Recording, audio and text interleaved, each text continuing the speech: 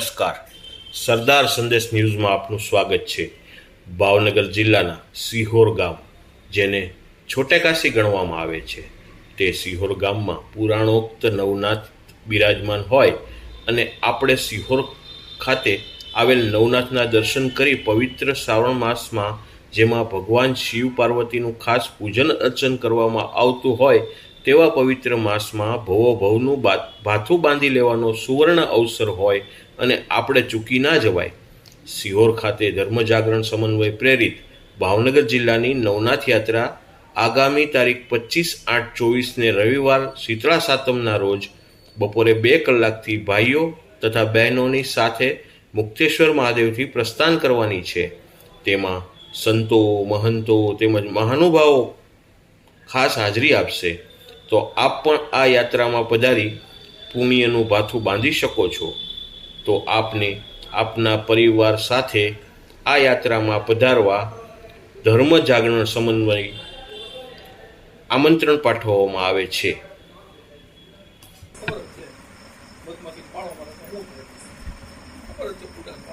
બોલો મુક્તેશ્વર મહાદેવ કી જય, નવનાથ મહાદેવ કી જય. અખિલ બ્રહ્માંડનો નાથ ભોળાનાથ અને ભોળાનાથની સૃષ્ટિના સર્જનહાર કરતાશો, હરતાશુ, સંહાર કરતાશુ. આ મહાદેવના દેવ મહાદેવના આપણે દર વર્ષે સિહોરની કાશી, છોટી કાશી ભૂમિની અંદર નવનાથ યાત્રા યોજાય છે. તો આ નવનાથ યાત્રામાં દરેક શિવ ભક્તોએ પોતે અને પોતાના પરિવાર સાથે, મિત્રો સાથે હાજરી આપી અને નવનાથ યાત્રામાં જોડાય એવી અમારી એક અપીલ છે. એટલે સૌ ગ્રામજનો આ બધા અને સિહોર ભાવનગર જિલ્લાના તાલુકામાંથી વસતા હિન્દુ ભાઈઓ અને બધા નવનાથ યાત્રામાં આવો.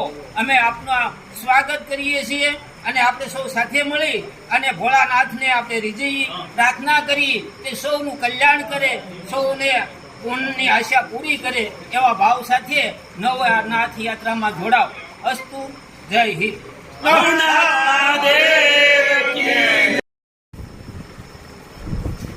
નવનાથ યાત્રા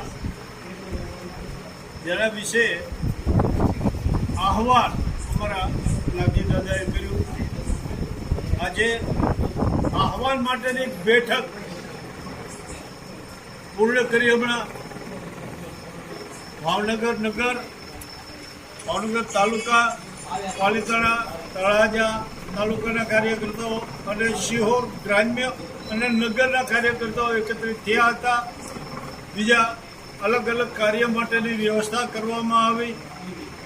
જે 25 તારીખ એટલે કે શીતળા સાતમના દિવસે નવનાથ યાત્રાથી આપણે પરંપરાગત રીતે કાઢીએ છીએ, એના આયોજનની બેઠક આજે પૂર્ણ કરી. આયોજનની કામની વહેંચણી કરવામાં આવી. સાધુ સંતોના માર્ગદર્શન નીચે આપણી જે આ યાત્રા નીકળવાની છે એ વ્યવસ્થા માટેની જે કંઈ કમિટીઓ બનાવી એને પણ આગામી એક બેઠક નક્કી કરવામાં આવી. અને આ યાત્રા આપણી ખૂબ મોટી સંખ્યામાં નીકળે એવા તમામ કાર્યકર્તાઓ પ્રયત્નો કરી રહ્યા છે. તો આપણી દરેકની ફરજ બને છે કે આ યાત્રામાં ખૂબ જ મોટી સંખ્યામાં આપણે જોડાઈએ અને પરંપરાગત રીતે આપણી આ યાત્રા આપણા સનાતન ધર્મની આપણી જે સંસ્કૃતિ છે એ જળવાય અને આપણા ગામનું જે નવનાથનો સ્થાનો છે ત્યાં અભિષેક થાય એમાં સૌ હાજર રહી આ કાર્યને આપણે સફળ બનાવીએ એવી સમિતિ ખાસ આગ્રહભરી વિનંતી છે.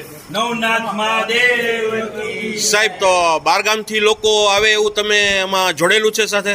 હા, બહારગામથી લોકો આવે એ માટે થઈને દરેક તાલુકામાં જે કાર્યકર્તાઓ આપણા છે એ કાર્યકર્તાઓને આખી ટીમ બનાવીને એ લોકો દરેક આજુબાજુના ગામમાં પ્રયત્નો કરશે. બેનરો બનાવ્યા છે.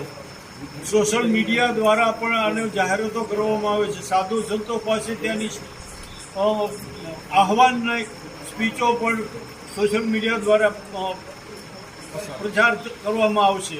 તો બહારગામથી જે કાર્યકરો આવે, કોઈ દર્શનાર્થી આવે લાભ લેવા, તો એમને કોઈ તકલીફ ન પડે એવું તમે સંપૂર્ણ આયોજન કરેલું છે ને સાહેબ? સારામાં સારું આ આયોજન કરવામાં આવ્યું છે. 2 વાગ્યાથી આપણી યાત્રા મુક્તેશ્વર મહાદેવ, દર વર્ષે મુક્તેશ્વર મહાદેવથી પ્રસ્થાન થાય છે. સાધુ સંતો ઉપસ્થિત થાય, મહાદેવની અહીંયા આરતી કરી યાત્રા પ્રસ્થાન થશે. પ્રસ્થાન થયા બાદ જે આપણો રૂટ નક્કી કર્યો છે, રૂટમાં નક્કી કર્યા મુજબની યાત્રા પૂર્ણ થશે. સાધુ સંતોના જયનાદ સાથેની યાત્રા શરૂ થશે. યાત્રા પૂરી થયા બાદ પરત મુખ્ય સ્થાન મુક્તેશ્વર મહાદેવ પરત ફરશે. પરત ફર્યા બાદ ધર્મસભા થશે અને ધર્મસભામાં આપણા સાધુ સંતો આપણે માર્ગદર્શન આપશે કે આવા ધર્મ કાર્યો આપણે કરતા રહીએ અને આ ધર્મ કાર્યો શા માટે, આવું આપણને માર્ગદર્શન પણ મળશે. તો આ ધર્મસભામાં પણ વિશાળ સંખ્યામાં દરેક લોકોએ ઉપસ્થિત રહેવું એ પણ સમિતિનો એક આગ્રહ છે. સંત સભા પૂરી થાય, ધર્મસભા પૂરી થયા બાદ જેટલા ઉપસ્થિત છે એ લોકોએ પ્રસાદ લઈને છૂટા પડવાનું રહેશે. આવું પણ એક આયોજન કરવામાં આવ્યું. નવનાથ મહાદેવ કી જય.